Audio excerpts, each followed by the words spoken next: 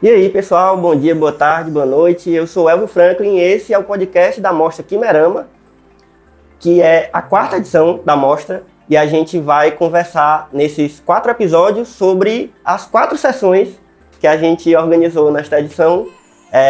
Eu estou aqui com os curadores da Mostra e a gente vai conversar um pouco sobre a Quimerama em si, qual a ideia da Quimerama, para quem não conhece, a gente vai falar um pouco sobre isso. E a gente vai falar um pouco individualmente de cada uma das sessões em cada episódio.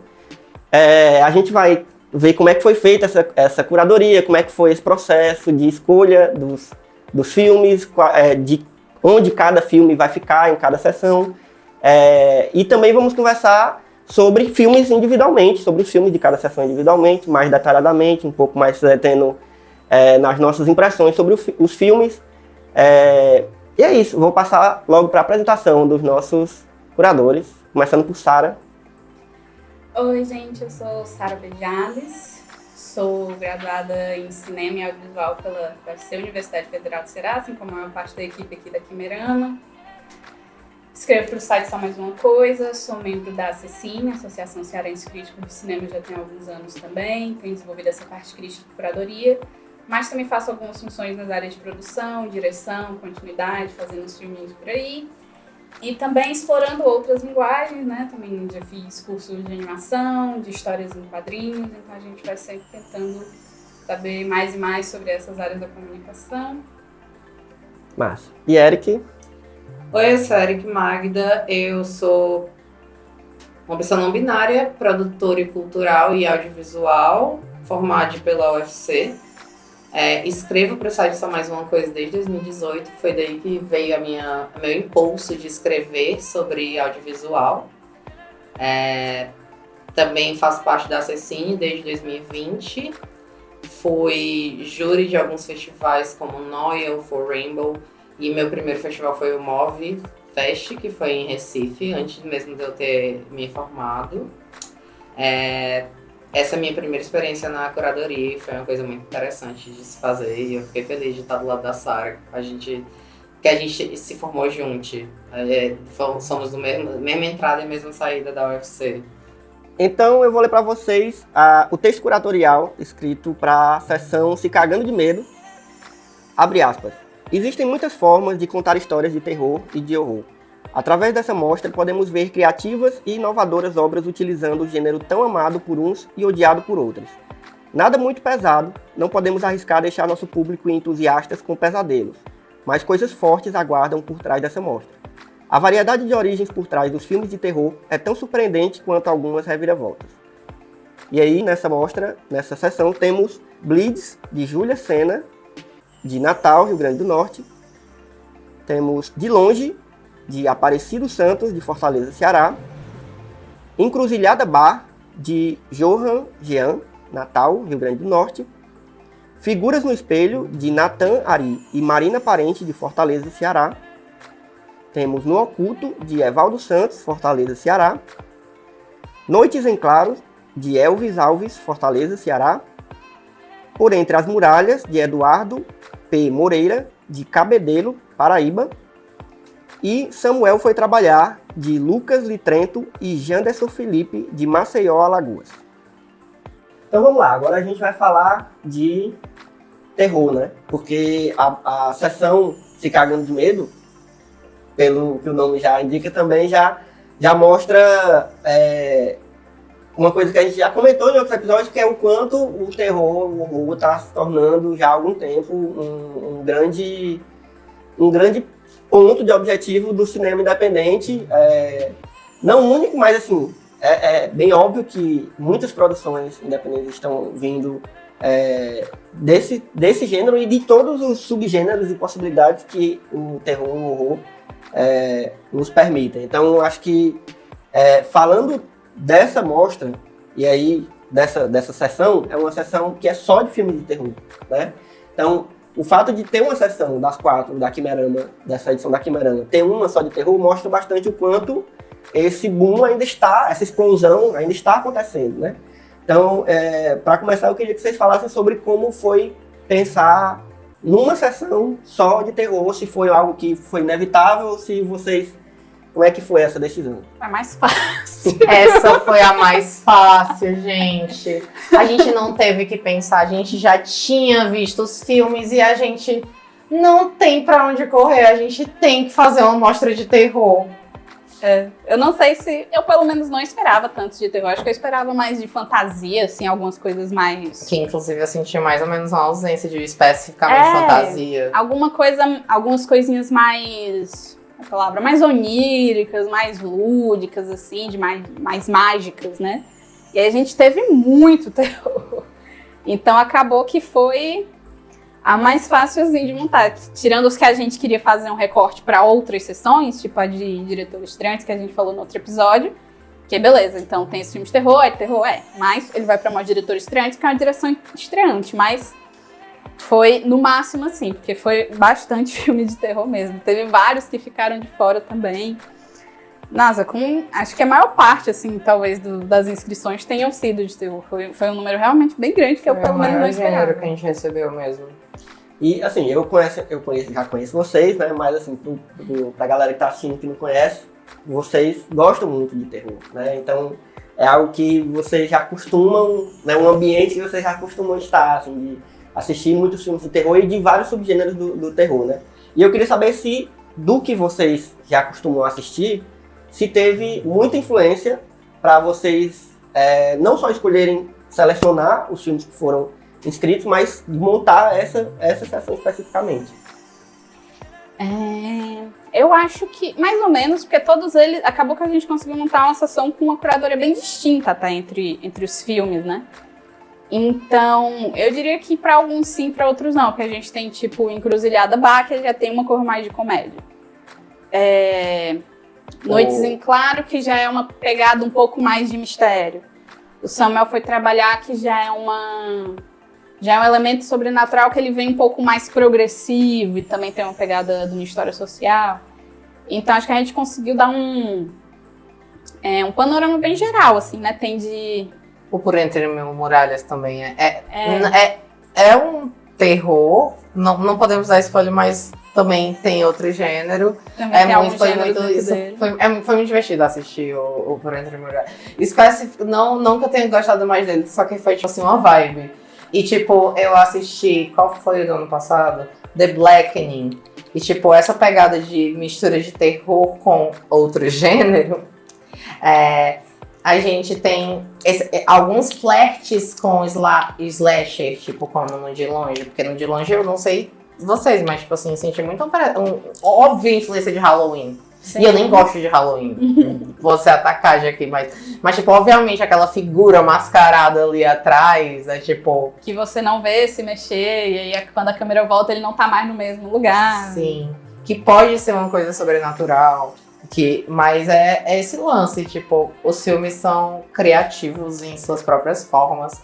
Mas tipo, esses filmes aqui, eles trabalharam muito bem com o terror dentro de N realidades. Eles trouxeram várias visões de subgêneros do terror que também ficaram muito boas.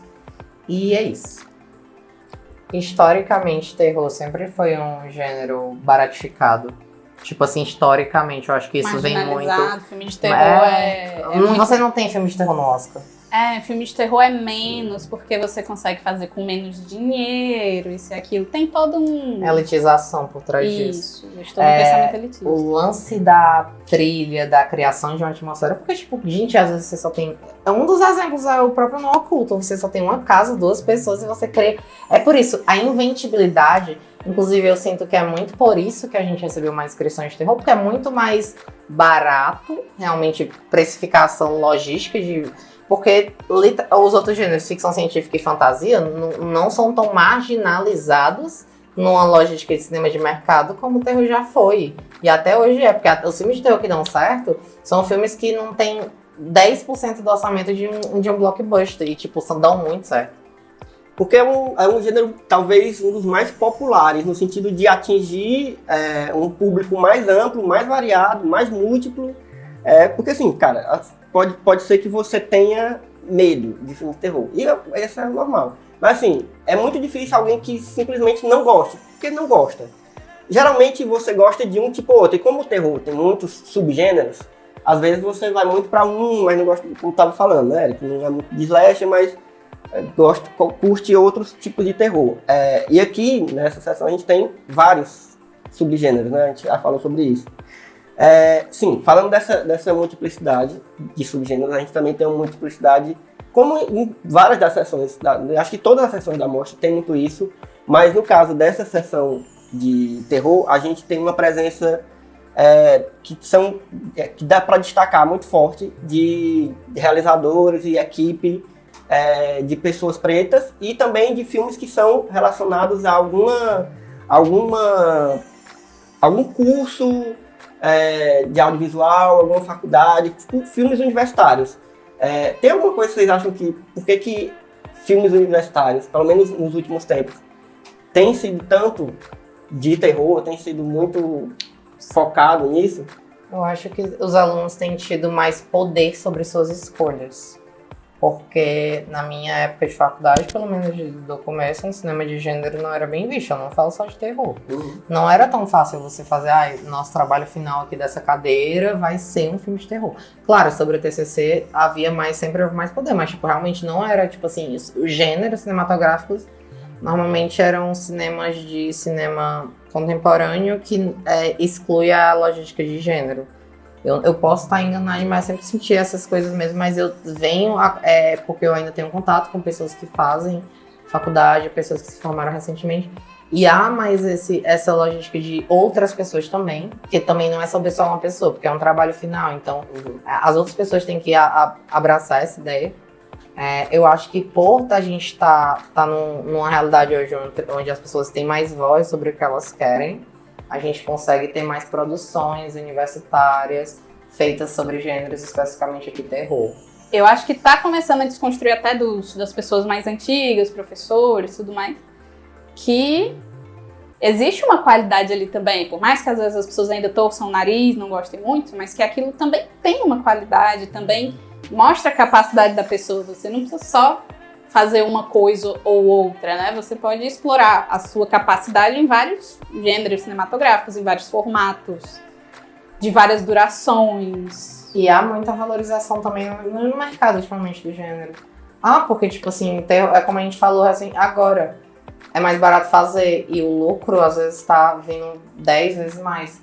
E sobre a questão de pessoas negras, foi um detalhe que a gente não usou isso para seleção de nenhuma forma. Eu estava pensando o roteiro dos podcasts, aí eu observei que só tem um curta daqui que não tem direção, uma das direções pelo menos uma pessoa negra. E é meme, mas é o Jordan Peele, gente, é o Jordan Peele. mas é muito só pensar que por que esses corpos negros estão chegando nesse gênero, como a gente falou na mostra estreante, sobre são inquietações do corpo, que não são obrigatoriamente uma inquietação só de uma pessoa, e vem da subjetividade de elenco também, de histórias como são trabalhadas. A valorização do social através de gêneros cinematográficos é muito grande hoje em dia, e é uma lógica que funciona muito, porque, não tô falando que toda proposta tem que ser assim, mas a proposta não se torna vazia. Não é o terror pelo terror, não é a fantasia pela fantasia. Há subjetividades ali das quais a gente pode aproveitar porque não foram aproveitadas. Porque não foram uma forma de subverter algo que está sendo feito há muito tempo, utilizando elementos que eles ignoraram durante muito tempo. Eu acho que esses realizadores bebem muito disso. Não, e é importante também notar o surgimento já de uns tempos para cá, como a própria Quimerama, que surgiu já há 10 anos, né? Se for pensar a primeira em 2014, a gente vê o surgimento de mostras e festivais e janelas de oportunidade especificamente para esse gênero surgindo, e aí é uma forma de, assim, como é um gênero, o terror, como muito popular, né, no sentido de abarcar muitos espectadores, tem muita gente que gosta e também ter um retorno e ao mesmo tempo ser muito, geralmente, mais barato de se fazer, seguir por esse caminho do terror, muitas vezes é uma saída, mas ao mesmo tempo você precisa de ter onde mostrar esse filme, porque como a gente já falou em outro episódio, os curtas ainda não são, não tem uma janela de exibição como um longa tem no cinema, sei lá, de mercado grande e tal. Até em televisões, a gente não tem exibição de curta, sei lá, em grandes emissoras como Globo, SBT, Band, Record. Então acho que a existência desses festivais e mostras, como a própria Quimerama, né, de tá dando oportunidade para esses filmes serem exibidos e serem vistos por uma quantidade maior de pessoas, é sempre uma boa, né, assim, ter mostras. Eu queria saber se vocês acompanham ou conhecem outras mostras que tenham esse foco no gênero e se, de alguma forma, alguns outros filmes, dos filmes que vocês selecionaram, ou viram, ou colocaram nessa sessão também, se vocês já conheciam, já de outras mostras, enfim. Tem, acho que a mais famosa no Brasil atualmente é a Fantaspoa, né? Tem muito filme grande de fora que espera para estrear no Fantaspoa, inclusive. Que a gente está tendo agora, que eu fiz Júri da Crítica na primeira edição, Sinistro Fest, que eles estão montando agora uma mostra, acho que é itinerante, de Nordeste Fantástico, então só produções nordestinas. Tem surgido os festivais, muitos ainda são presenciais, né? A gente acaba ainda perdendo muito, que o Fantaspoa, por exemplo, chegou algumas vezes a fazer uma parceria com a Darkflix, que aí alguns filmes ficaram online um certo tempo. Mas vem crescendo, assim, vem crescendo esse interesse e até uma valorização do que já teve, né? Atualmente, acho que o Zé do Caixão acho que está se tornando cada vez mais famoso depois de tanto tempo que ele faleceu até, né? Então, acho que é tipo um renascimento do terror brasileiro mesmo, assim, que está se construindo e eu acho que daqui a alguns anos talvez esteja equiparado com as comédias, assim, até nas grandes produções, acho que a gente vai começar a ver tanto muito terror quanto muita comédia, porque a galera faz bastante. É engraçado, porque se eu lesse a outline de, acho que quase todos esses filmes aqui para algumas bancas e curadorias, mas esse filme não parece nordestino. Porque, gente, não tá faltando água, não tá na seca. Cadê a areia? As cores não são só terrosas e quentes. E é muito importante a gente desconstruir isso através das nossas obras. E essas obras aqui perfeitamente mostram isso. Que são só obras nordestinas e são obras que têm uma pluralidade, que bebem de influências tanto brasileiras quanto do exterior. E, tipo, elas exploram muito bem isso, fugindo de estereótipos e preconceitos. Preconceitos, quando eu falo, conceitos pré-estabelecidos. E do que é o Nordeste, do que é um terror nordestino. E eu falo porque, tipo, eu já tive, não vou citar, mas já tive um festival que passou um filme que era realmente, tipo, olha o estereótipo do estereótipo do estereótipo do estereótipo do que é o Nordeste. E eu fiquei, tipo, então tá bom. É uma coisa que, enfim, tudo se interliga, né? A sociedade nada tá isolado. A gente sabe que existem muitos estados que têm uma xenofobiazinha que às vezes não querem Só o que tem resultado em festivais e mostras que eu, tipo assim, conto metade de uma mão que tem de filme fora do sul-sudeste. Mas eu digo também da cabeça das pessoas, sabe? Tenho parentes que trabalham com o público, que às vezes recebem pessoas de sul-sudestinas que perguntam se aqui a gente tem escola, tem hospital. E diz, não, aqui todo mundo é analfabeto, a gente come areia, assim, a gente aprendeu a viver disso. Então, acho que o mundo, vamos dizer assim, o Brasil, né, precisa se atualizar de um modo geral na cabeça das pessoas, no geral também. Não só de mostras, mas também, né, já que a gente está falando de filmes e tal, mas se isso não tiver na pessoa normalmente, na hora dela fazer uma curadoria, dela avaliar um filme, também não vai estar. Isso é muito verdade.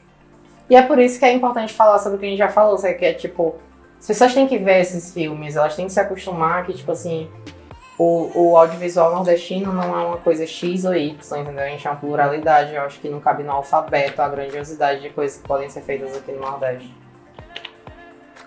É isso, né? Acho que a gente pode acabar com esse tabefe.